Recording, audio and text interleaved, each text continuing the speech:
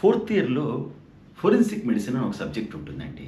అందులో internal exam అయింది. Dying declaration అనేది క్వెషన్. డయింగ్ డిక్లరేషన్ అని క్వెషన్. సరే నేను మామూలుగా రాశాను. Dying declaration is given by the patient in medico legal cases like burns or poisonings.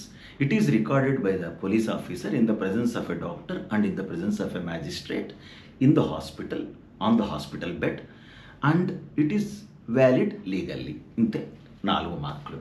4 మార్కులు నాకు వేసేసారు. సరే నా క్లాస్మేట్ ఒక అమ్మాయి గొడవ చేయడం మొదలెట్టింది. ఆ అమ్మాయి పేజ్ అంతా రాస్తే ఒకే ఒక మార్క్ వేశారు. సరే ఇంతకీ ఆయన చదివాడు, ప్రొఫెసర్ చదివాడు. ఆ అమ్మాయి ఏం రాసిందో, dying declaration is given by the patient who is dying because he's dying he gives dying declaration and it is called dying declaration because the patient is dying and giving declaration. ఇంకా చూడండి చాలా రాసింది. ఇంకా అలా చదువుకుంటూ వెళ్తుంది ఆ అమ్మాయి. ఏమేమంటావు అమ్మా, అక్కడ ఒక పోలీస్ లేడు, డాక్టర్ లేడు,